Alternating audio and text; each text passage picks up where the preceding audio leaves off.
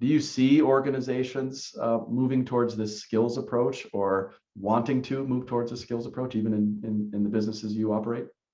I mean, one of the things we've done in the past, so when I was at BSF and we implemented some freelancer service providers into our contingent program there, and we did some trainings, hoping to have our managers start thinking about ways to kind of compartmentalize work for projects, right? And instead of trying to find a person that has everything inside of a circle, and you need them for 6 months, how many of those skills that you're really putting on the list do you need for all 6 months versus those you can go rent through a freelancer for a shorter time?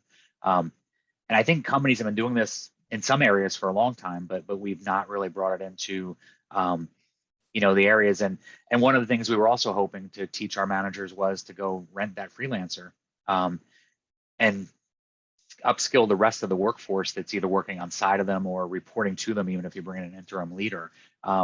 It's just thinking of those different ways to build up skills versus always trying to find somebody who's got 5 years of proven experience at things. Right.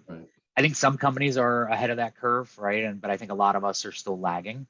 But I think that is one of the things that on the corporate or buyer side, we have to start thinking the same way, not just for the employees we hire, but it's harder for contingent workers, because I feel like we've always felt that a person is supposed to come in and be fully proficient to do that job as a temp.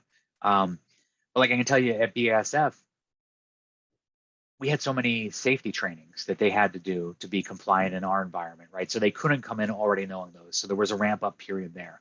And then even if they'd worked in a manufacturing environment before, we probably did some things differently than previous employers. So they had to learn how to do that too. So there's a learning curve for a temporary worker as well. But so I think we are always kind of enriching their career because they are learning, and it may be reinforcing things they were trained on before, or they may be learning some new things.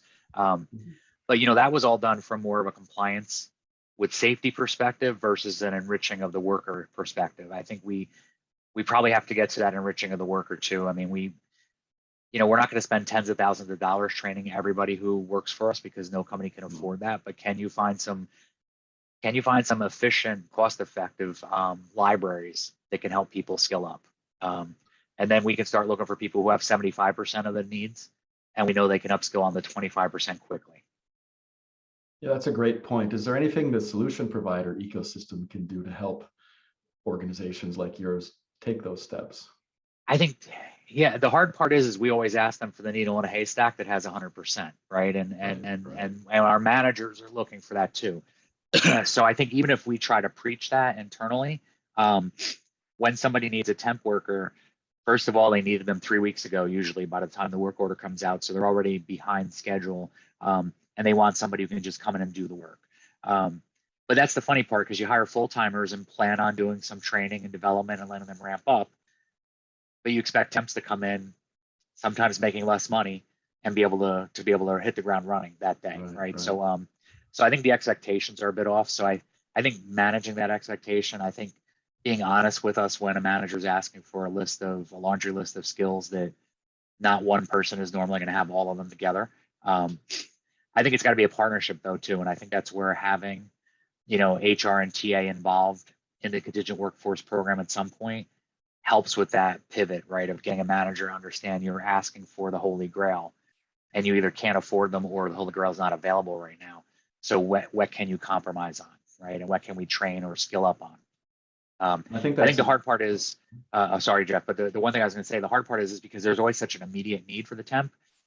Yeah. The manager wouldn't be willing if a supplier said, hey, I can train them up on that in 3 weeks. I have a library.